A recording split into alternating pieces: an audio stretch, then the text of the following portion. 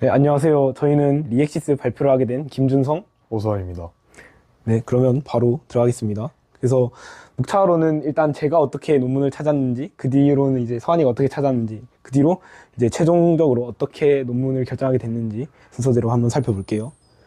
먼저 제가 논문을 찾은 방법입니다.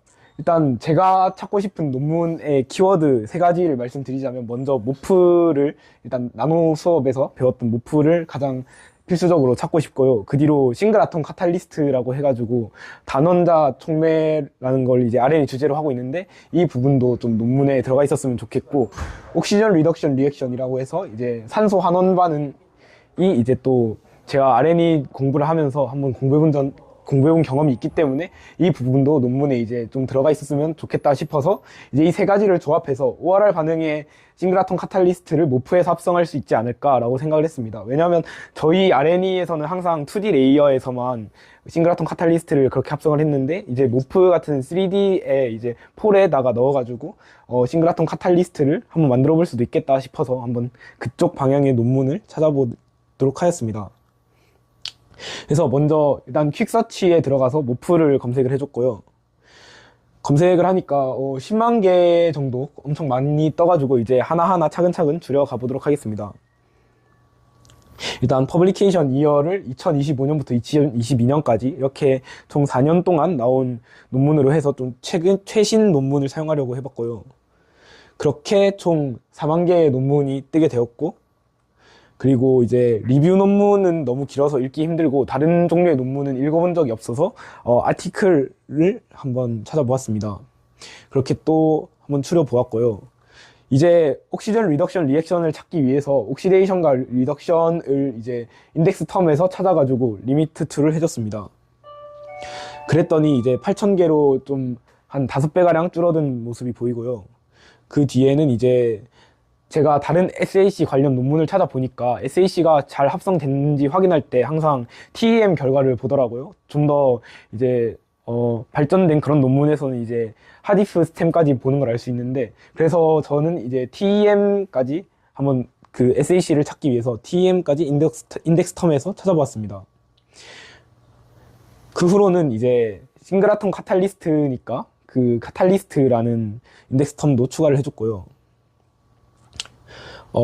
또한 이제 카탈리스트가 촉매니까 이제 촉매 성능 측정을 할 때는 CV나 LSV 같은 걸 사용하기 때문에, 볼타메트리 방법도 이제 인덱스 텀에 넣었습니다. 그렇게 총 800개 가량의 논문으로 간추려 보았는데요. 이 뒤에도 여러 가지 더 필터를 사용을 하였지만 원하는 논문은 찾지 못했습니다. 그래서 왜 그럴까 궁금해서 이유를 생각해 보니까 어떤 논문에는 인덱스 텀이 많지만 또 어떤 논문에는 인덱스 텀이 적기 때문에 필터를 너무 많이 사용하면 원하는 논문을 놓칠 수도 있겠다라고 생각을 해서 800개 정도 논문만 찾고 이제 그 뒤로는 필터레이션을 멈췄습니다. 그 뒤로 이제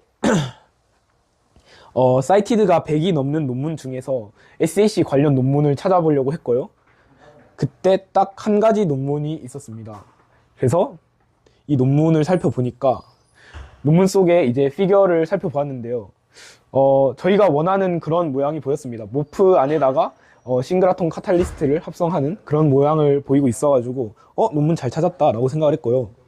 그리고 이런 그래프나 사진 같은 것도 이 정도면 해석을 할 수 있겠다 싶었는데, 그 뒤에 거는 좀 많이 어려운 게 나와가지고 이 부분은 이제 RNA 공부를 하면서 같이 한번 공부를 해봐야겠다라고 생각을 했습니다. 그리고 논문 맨 첫 페이지에 저런 버튼이 있길래 Check for Update를 눌러봤는데요.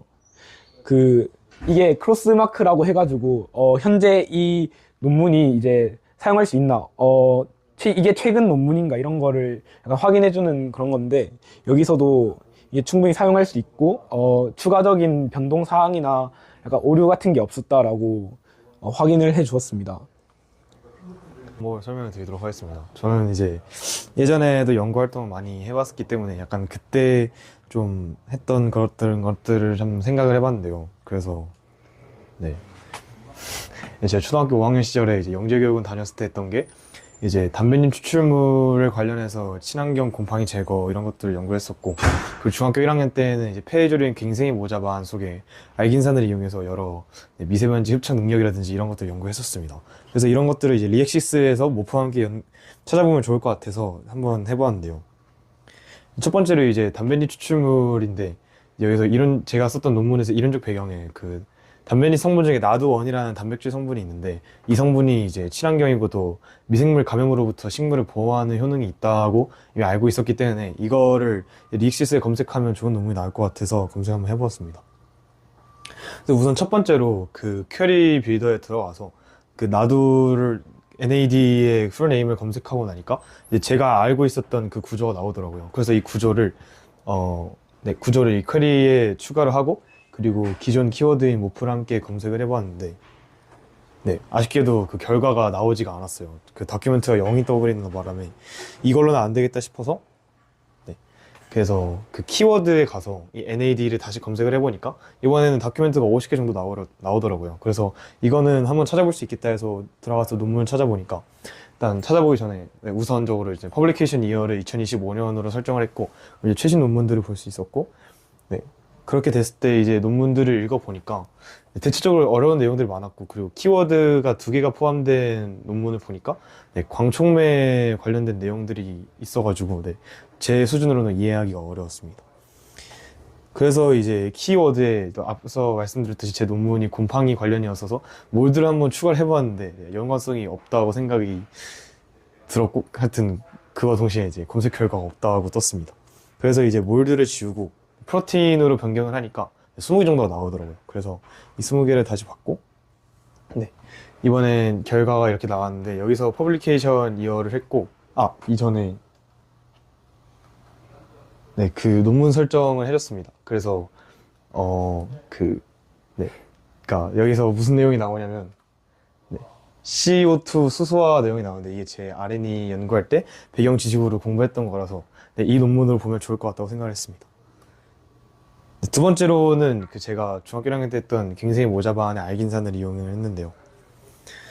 갱생이 모자반의 알긴산이 이제 약간 여러 해살이 식물로 굉장히 좀 여러 실험 방면에서 많이 연구가 되고 있는데, 이걸 이용해서 우선 먼저 알긴산은 관련된 논문이 있을까 싶어서 우선적으로 키워드에다가 알긴 엑시드를 쳐보았는데, 생각보다 너무 26,000개 정도 너무 많이 있어가지고 당황을 했고요. 그래서 이제 두 번째로 모프, 원래 기본 키워드인 모프까지 해서 검색을 하니까 15개까지 줄일 수 있었습니다.